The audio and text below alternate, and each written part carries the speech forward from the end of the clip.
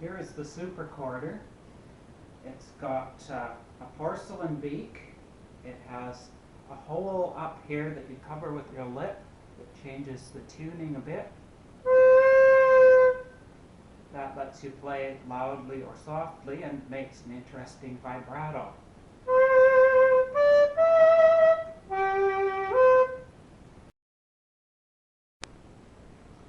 A general note on Supercorder fingerings and keys is that all the keys on the Supercorder are standing open.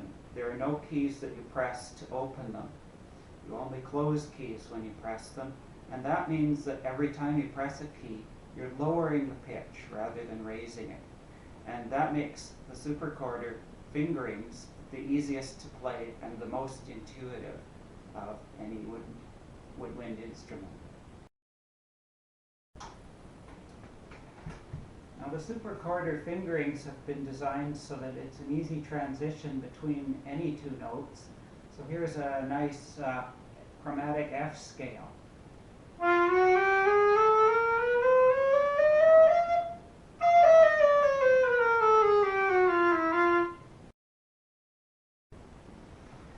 The key that I started with when I decided I was going to build an instrument was the B flat key. Now, the interesting things about this key are first that there's a tone hole in the key, and when you touch that, you close the B tone hole and go from C down to B. When you also press the key, there's another tone hole at the end of the key, and that's the B flat tone hole.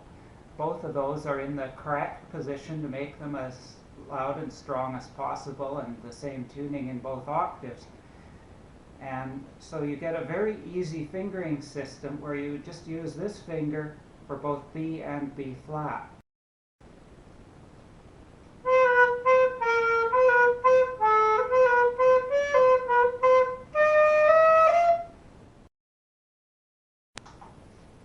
The lowest notes on the Supercorder are a little unusual. There's a low E key, so you have an extra low note. That's a very commonly used note if it's not specifically recorder music. And here is the F and F sharp keys that are similar to many other instruments. And this is a G key operated by the left little finger. And unless you push that, you get G sharp. And that's the least intuitive fingering on the instrument, but it allows strong, even notes at the bottom, and it makes for very smooth transitions between low notes. You don't have any awkward finger changes. Here's some samples of those low notes.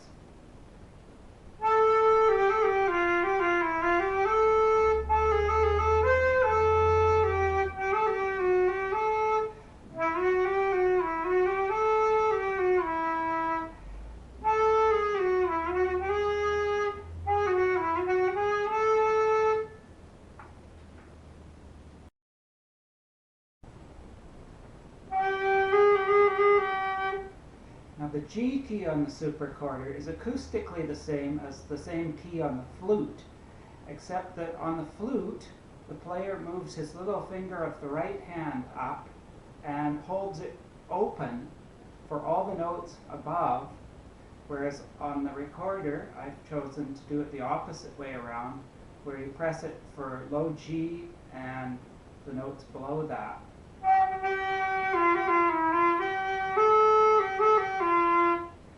That may be the least intuitive of the fingerings, but it's also the way to get a strong G sharp and A. So we've got G, G sharp, A.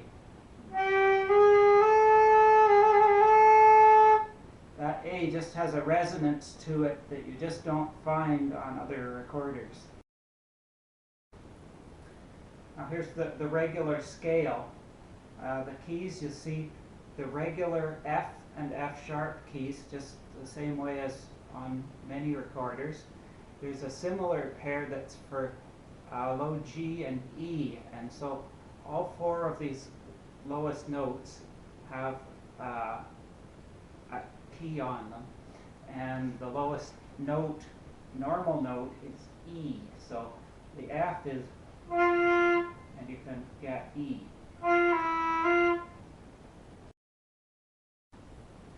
There are notes even below the low E. This little hole here next to the bell is an E flat tone hole. It's a small hole that goes into the bell.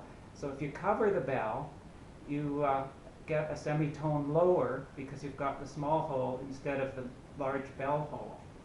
So you do that with your knee, of course, and play like this. Here slow, G, F, E flat.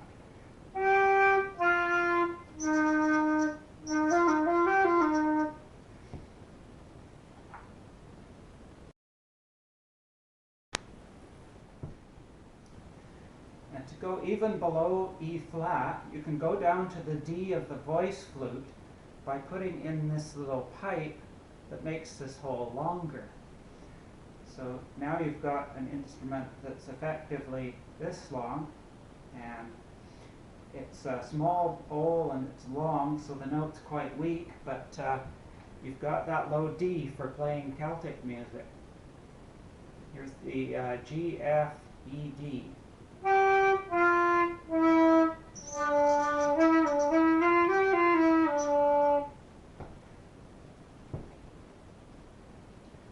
And I do use that when I'm playing Celtic music. Now when I first made the Supercorder, I was making it with 5 keys. There were the E, F, F sharp, and G keys, and there was the B, B flat key. And then one day I was looking at a clarinet and seeing how they did the high B flat, and I came up with this arrangement. There's rings on the middle 2 fingers of the right hand and rings on the middle 2 fingers of the left hand, and those are connected, and they both cause these semitone keys to be covered. So normal playing just works like normal with the left hand. You go C, D, E. But if you want the flats below that, you can just close the semitone of that key with the right hand. So you go.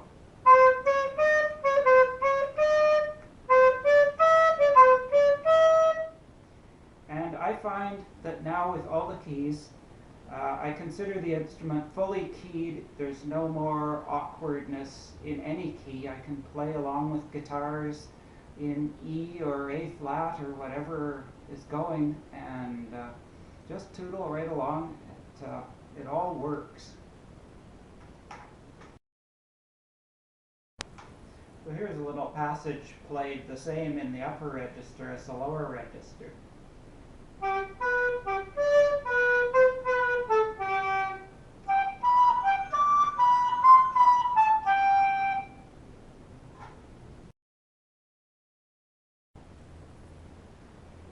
Towards the upper end of the range, the second octave can mostly be played exactly the same as the first octave. For example, G up to E.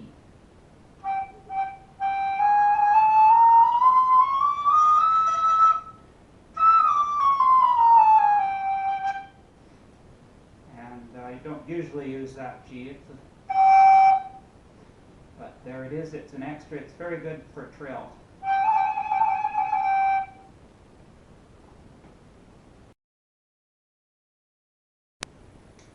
The upper range of the Supercorder is quite nice as well. You can play from G right up to E just the same as the first octave.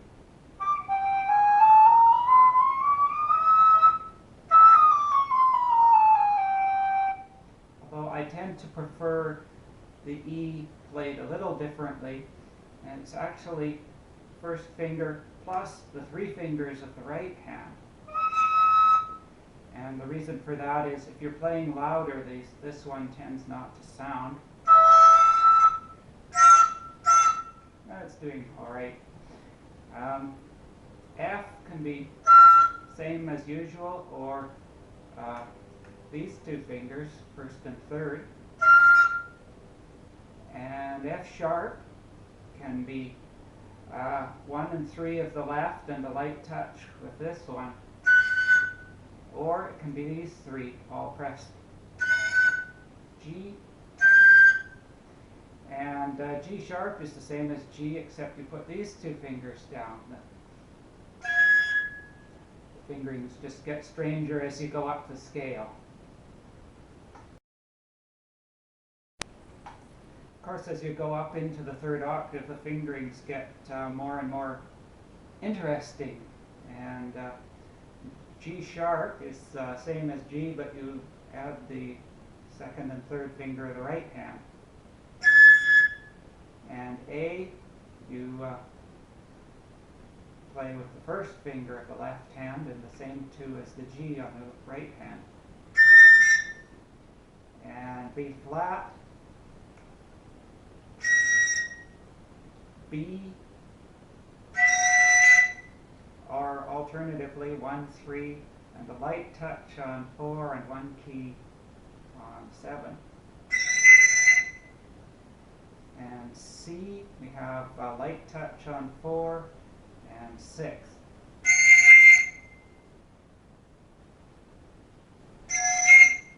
And there's various ways of playing that high C. The very highest notes are a very marginal value on an alto recorder, but there's C sharp, 1, 3, 6, 7. And D, I'm having trouble making it work for some reason.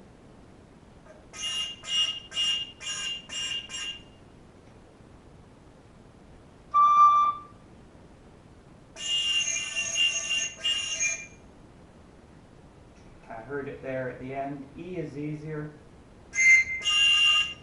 And F is the second finger. And G is 3 fingers again, similar to B flat.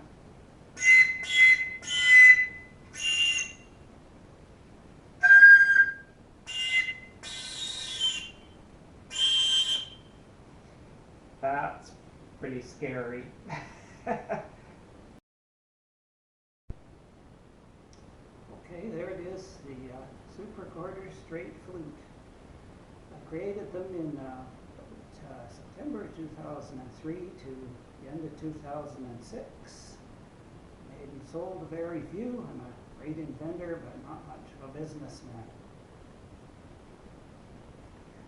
So I think this would be a very popular instrument if it was available. And of course, for that to happen, somebody needs to start making them. Now, making them would be a very formidable challenge, except that I've written a book about how to make them. It's linked in the description, how to build the Supercorder straight flute. And that makes it a less formidable challenge.